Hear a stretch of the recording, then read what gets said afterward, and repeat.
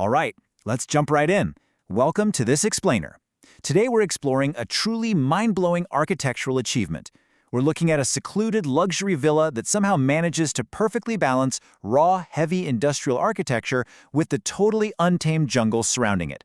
If you've ever wondered how modern design can exist out in the wild without completely destroying the vibe, well, you are definitely in the right place. We've got this famous architectural proverb. Architecture should speak of its time and place, but yearn for timelessness. And I love this because it challenges us to think about how deliberate design can make built spaces actually belong in their environment, rather than just awkwardly sitting on top of it. As we journey through this space today, ask yourself, how exactly do raw concrete and delicate glass manage to speak the exact same language as the ancient jungle? Section 1. Arrival in the jungle. So right off the bat, check out this approach. The stark, pale concrete of the driveway is just immediately swallowed up by these incredible, vibrant green banana trees and dense overgrowth. You're being guided in, sure, but the jungle is literally crowding the edges. This sets up an immediate built versus natural tension. The designer is sending a very clear message here. You are leaving the structured world behind, but you are arriving safely in the wild. And then the villa itself emerges. But notice how instead of trying to dominate the landscape or outcompete the trees, this modern, flat-roofed, concrete structure just elegantly rests within the canopy. Supported by those angled pillars, it almost looks like it's floating above the jungle floor. It minimizes its physical footprint while totally maximizing its integration with the trees. It's a really brilliant move. Moving on to Section 2, Sleeping Above the Canopy. Okay, let's head inside. Look at how these expansive glass walls completely dissolve the boundary between the interior and those sweeping mountain views outside. I mean, just imagine waking up as the sunrise pours right over the distant peaks and directly onto your bed. The glass acts as this transparent membrane, letting anyone inside wake up in perfect sync with the natural rhythm of the valley. Now this right here is a masterclass in architectural tension. You've got this deliberate, striking pairing of materials. The raw, heavy industrial concrete walls form this primal protective shell, giving you a deep sense of safety and shelter. But then, on the flip side, the fragile transparency of the wraparound glass provides total vulnerability and openness to the awe-inspiring landscape. It's an incredible contrast. And this careful balancing act, it extends right into the most functional spaces too. Take the bathroom, for instance. The rich, tactile wood of the double vanity is layered against these really playful, geometric polka dot tiles on the bathtub. It intentionally softens that rigid concrete, reminding us that industrial design absolutely doesn't have to be cold. It can actually be deeply tactile and inviting. Section 3, The Heart of the Home. So, as we move into the main living areas, think about this. Without the right textures, massive industrial concrete pillars could so easily feel like a parking garage. But they don't. And why? Because the rich wooden ceiling and the heavy, dark leather furniture effortlessly ground the space. They inject an organic, earthy warmth that anchors the interior directly to the trees standing literally just beyond those sliding doors.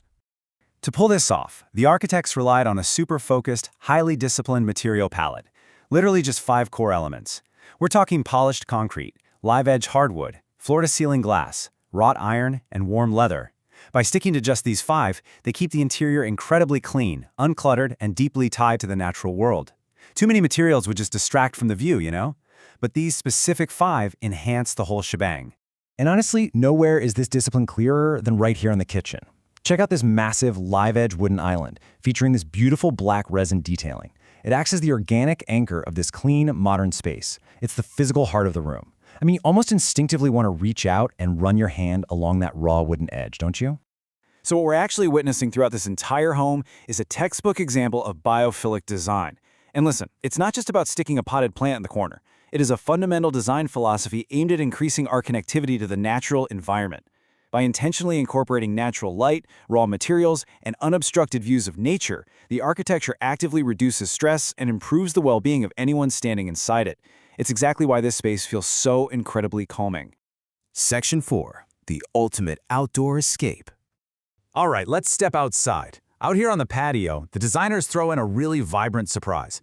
This striking, patterned, hex-style wall injects a massive burst of color and art directly against the raw retaining wall.